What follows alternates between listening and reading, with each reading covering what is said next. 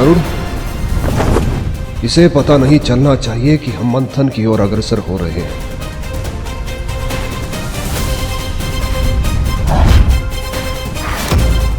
ऐसा क्यों लगा जैसे कोई था यहाँ? नहीं नहीं, कुछ अधिक ही सोच रहा हूं मैं।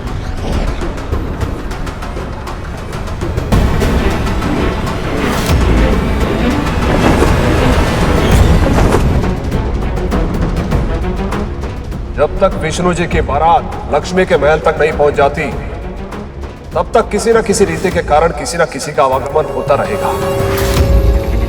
अभी अपना कार्य करने का उचित समय नहीं है। हमें सही अवसर की प्रतीक्षा करनी होगी।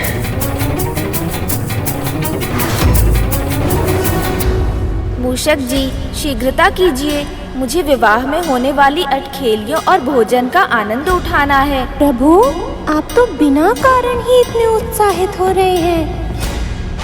वहाँ किसी को आपकी अनुपस्थिति का आभास भी नहीं है। नहीं नहीं मूषक जी, मेरे मामा श्री का विवाह है, ऐसे कैसे मुझे भूल सकते हैं। वहाँ सभी विधियाँ पूर्ण होती जा रही हैं, किंतु अभी तक किसी ने आपका आवाहन नहीं किया।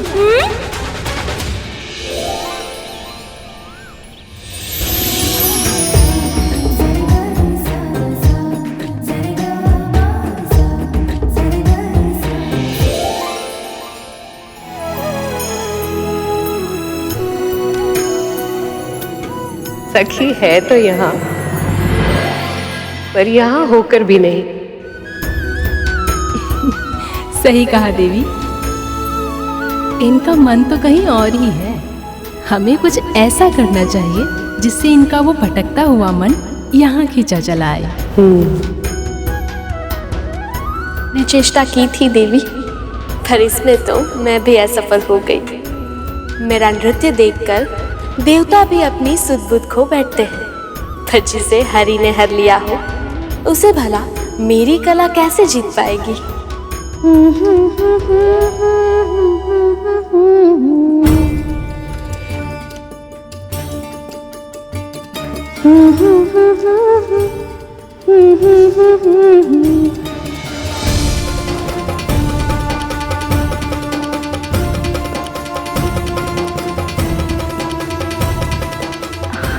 विंता, क्या हुआ? गाओ ना। मैं कैसे गाऊं? देवी, आप गंधर्व और अप्सराओं को छोड़कर इस दासी का गीत सुनेंगे?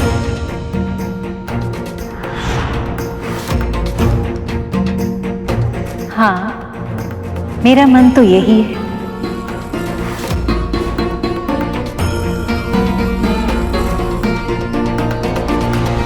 विंता, गाओ ना।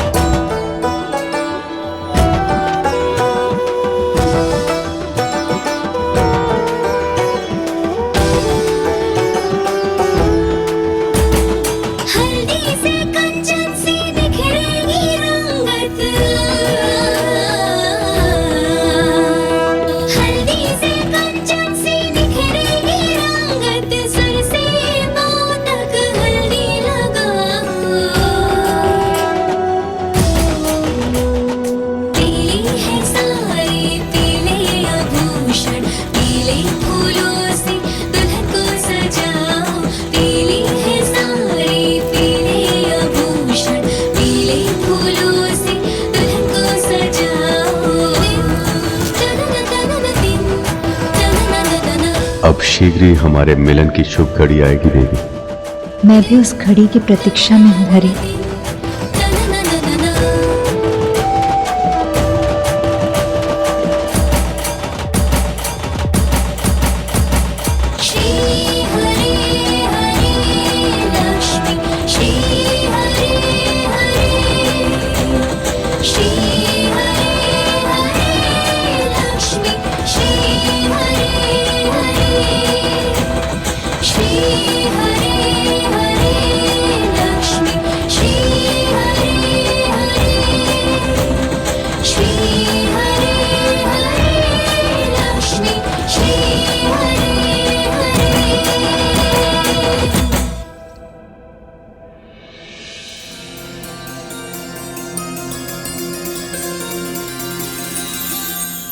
सबका ध्यान अपनी ओर केंद्रित करना।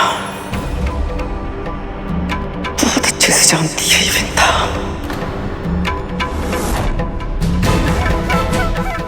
मुझे सबका ध्यान अपनी ओर आकर्षित करना ही होगा।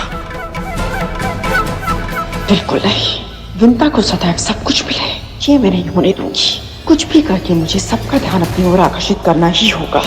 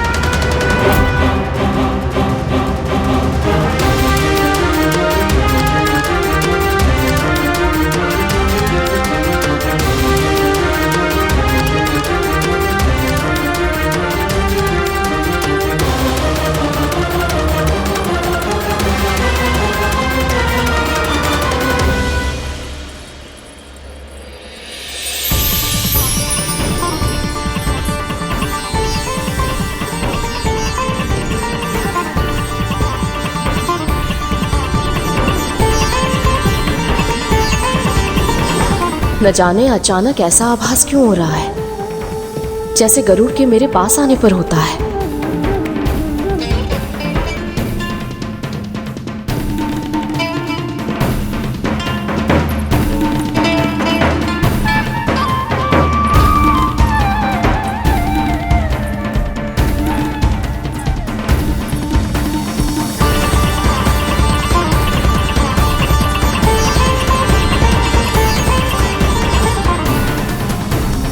गरुड़,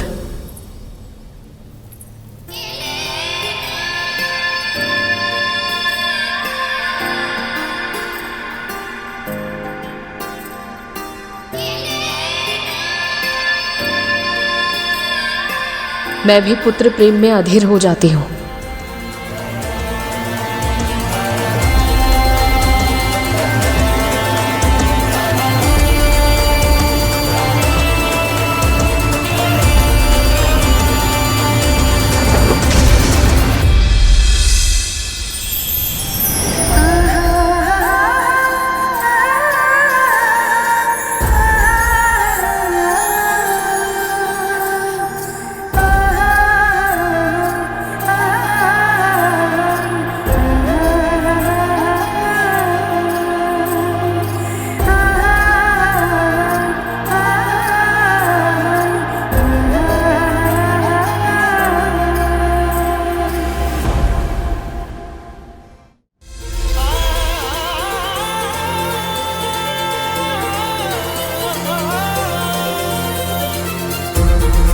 धन्यवाद हरि।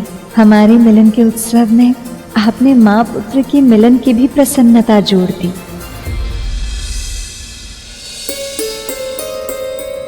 भक्तों की प्रसन्नता में ही हमारी प्रसन्नता है, और गरुड़ जैसे कर्तव्यनिष्ठ भक्त की चिंता करना मेरा धर्म है।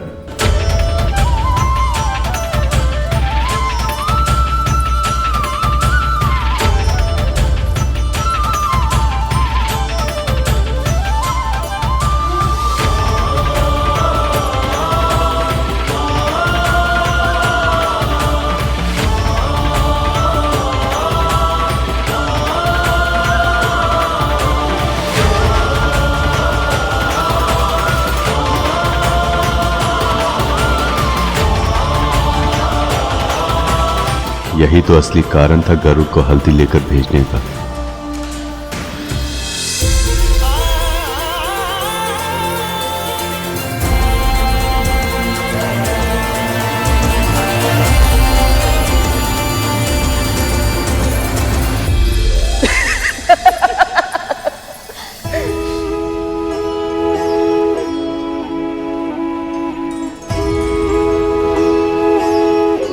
माँ, आप बहुत बदली हुई लग रही है माँ। आज से पहले मैंने आपको इतना प्रसन्न, इतना मुक्त कभी नहीं देखा। सच में माँ, पहले आपकी हंसी में भी एक झिझक हुआ करती थी, एक अनजाना सा भय सदैव आपके आसपास रहता था, परंतु आज आपके मन का उल्लास आपकी आंखों में दिखाई दे रहा है माँ। ये सब तेरे कारण हुआ है गरुड़। यदि तूने विवश नहीं किया होता तो मैं यहाँ आने की कल्पना भी नहीं कर पाती। नहीं माँ, ये आपकी पूजा, आपकी साधना का फल है। मैं इस श्रेय के योग्य नहीं। तूने क्या किया है तुझे अनुमान भी नहीं है पुत्र। तुझे पता है यहाँ सब मुझे गरुड़ की माँ कहकर पुकारते हैं। माता पिता के जीवन में जब एक क्षण आ जाए तो उससे अधिक प्रसन्नता की बात और कोई नहीं हो सकती। ये तो आपका और पिताजी का आशीर्वाद है माँ। केवल वही नहीं गरुड़, नारायण की कृपा के बिना ये सब कभी संभव नहीं हो पाता। बस बस, तुम दोनों माँ पुत्र यहाँ खड़े खड़े बातें ही करते रहोगे। प्रतीक्षा कर रही हैं देवी लक्ष्मी।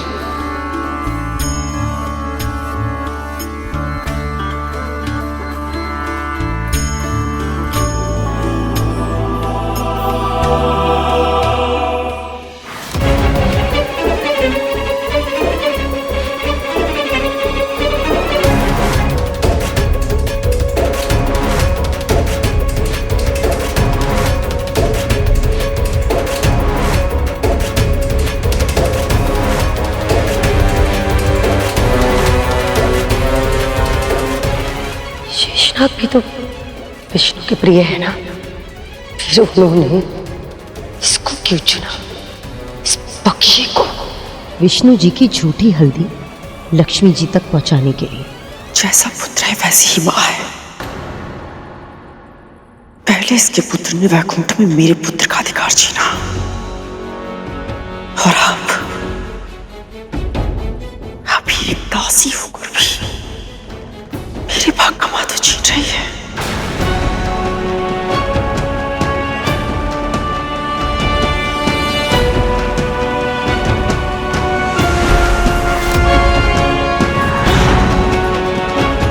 खतरू, हमारे चेहरे पे एक और दाग। इस तरह से विवाह में जाओगे तुम? जब विंता के बारे में कुछ बुरा बोलती हो, ये मेरे मुख पर चुन्ने कैसे आ जाते हैं? आपके भीतर का रोग है देवी, जो बाहर प्रकट हो रहा है। कृपया अपने मन की शुद्धता पर ध्यान दीजिए। नारायण नारायण।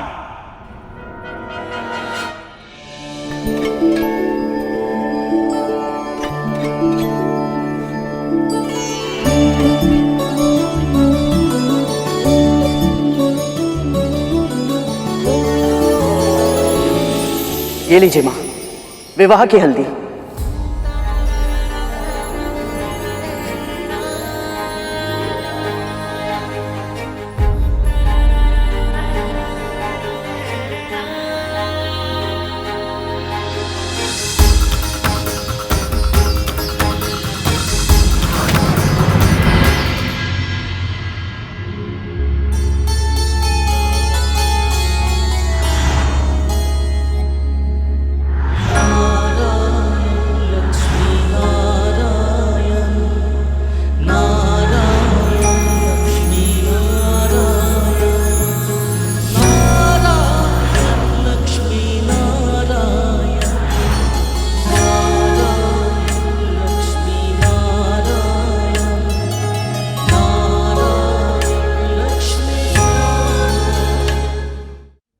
कल्पना कर रही हैं सखी कि नारायण इसे लगाकर कैसे लग रहे होंगे।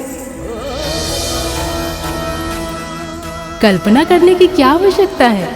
जब उनके दूत यहीं पर हैं। गरुड़, वर्णन करो पुत्र।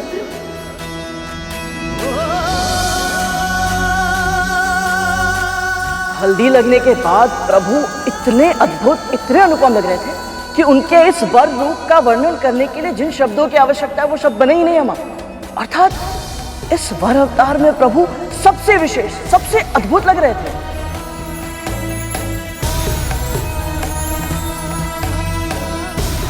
तुम्हारे यहाँ आने का एक बहुत बड़ा लाभ हुआ है गरुड़। देवी लक्ष्मी के मुख पर मुस्कुराहट तो आई।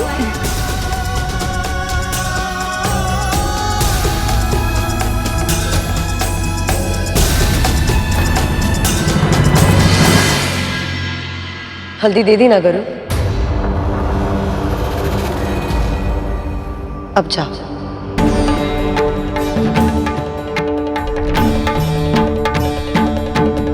तुझ में इतनी भी समझ नहीं है कि ये स्त्रियों का उत्सव है, तू यहाँ नहीं रह सकता। परंतु महारानी, मैंने प्रभु को इस रूप में देखा है, तो मुझे माता लक्ष्मी को भी इस रूप में देखना है।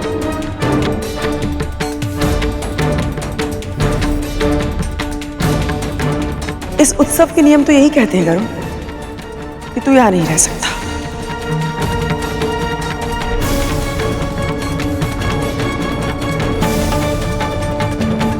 क्यों विंता,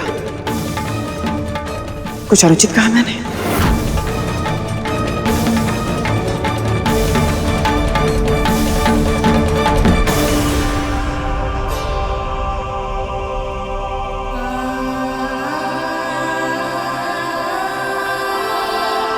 गरुड़, कद्रू दीदी उचित कह रही है।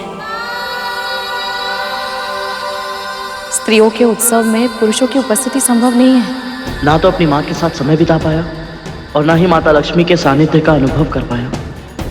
ऐसे ही जाना पड़ रहा है।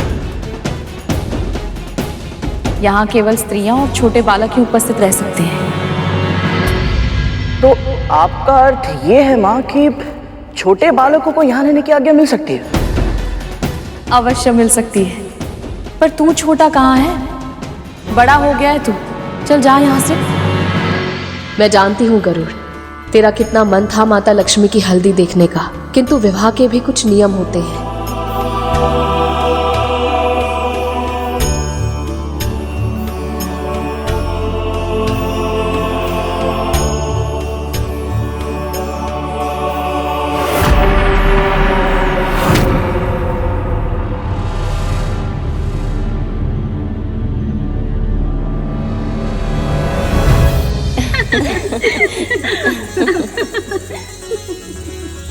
चलो, शुभ हल्दी की बेला निकली जा रही है।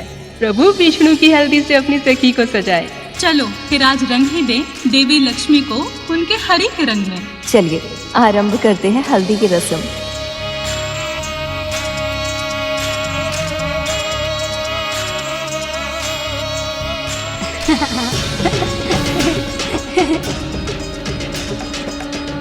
माँ,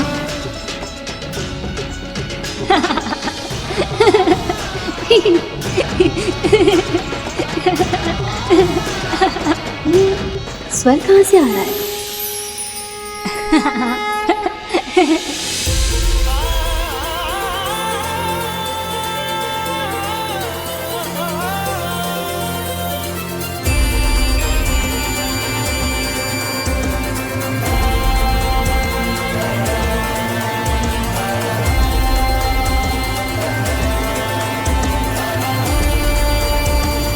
अरे गरुड़, तुम छोटे बच्चे बन गए, हाँ?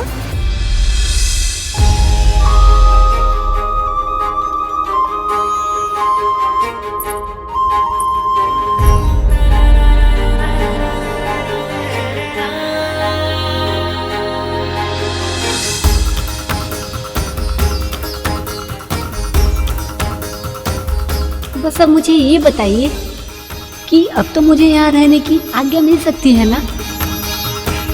हाँ, इतने प्यारे से भोले भाले पक्षीराज को कौन रोक सकता है भला?